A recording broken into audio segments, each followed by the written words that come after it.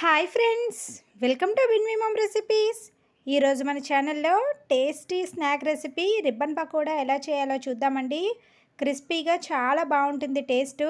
Evening tea టైంలో తీసుకోవచ్చు, అలాగే పిల్లలకు కూడా స్నాక్స్ లాగా చాలా బాగుంటుంది. 1 మంత్ వరకు క్రంచీగానే ఉంటాయండి. అయితే ఈ simple and tasty snack recipe ఎలా చేయాలో చూసేద్దాం రండి.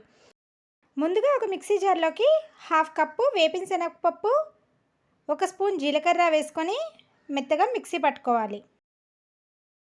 ఇప్పుడు ఒక మిక్సింగ్ బౌల్ పైన జల్లెడ పెట్టుకొని 1 కప్పు శనగపిండి, అలాగే మనం మిక్సీ పట్టుకున్న వేపిన శనగపప్పు, జీలకర్ర పొడి వేసుకొని 1 స్పూను బియ్యం పిండిని కూడా యాడ్ చేసుకొని పిండిని బాగా జల్లెడ పట్టుకోవాలి.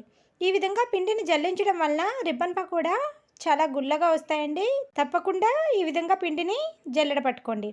తర్వాత దీనిలోకి 1/2 స్పూన్ సాల్టు, 1 స్పూన్ కారము, 3 స్పూన్ల నువ్వులు వేసుకొని పిండిని కలుపుకోవాలి.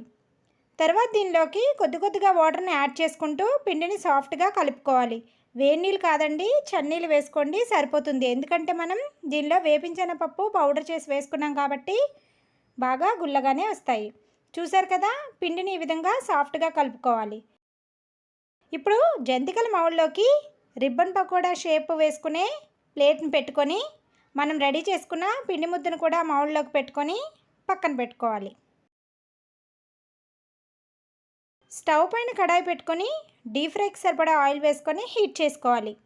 ఆయిల్ వేడైన తర్వాత మనం రెడీ చేసుకున్న పిండి ముద్దని జంతికల పావుతో ప్రెస్ చేసుకుంటూ కడాయిలోకి ఒత్తుకోవాలి. ఈ విధంగా ఒక సైడ్ ఫ్రై అయిన తర్వాత రెండో సైడ్ కూడా టర్న్ చేసుకొని క్రిస్పీగా ఫ్రై చేసుకోవాలి. చూసారు కదండి, రిబ్బన్ పకోడా ఈ విధంగా గోల్డెన్ కలర్లోకి ఫ్రై అయిన తర్వాత స్ట్రైనర్లోకి తీసేసుకోవాలి. అదేవిధంగా మిగిలిన పిండిని కూడా వేసుకొని క్రిస్పీగా ఫ్రై చేసుకొని తీసుకోవాలి. అంతే అండి, ఎంతో సింపుల్గా చేసుకునే ribbon pakoda snack recipe ready. చాలా సింపుల్ అండి, ఓన్లీ 10 మినిట్స్లో అప్పటికప్పుడు చేసుకోవచ్చు. చాలా క్రిస్పీగా ఉంటాయి. తప్పకుండా ఎప్పుడైనా మీరు కూడా ఇలాగా ట్రై చేయండి. వీడియో నచ్చితే వీడియోని లైక్ చేయండి అండ్ మీ ఫ్రెండ్స్కి, రిలేటివ్స్కి షేర్ చేయండి. ఇంకా మన ఛానల్ని ఎవరైనా సబ్స్క్రైబ్ చేసుకోకపోతే సబ్స్క్రైబ్ చేసుకోండి. Thank you for watching.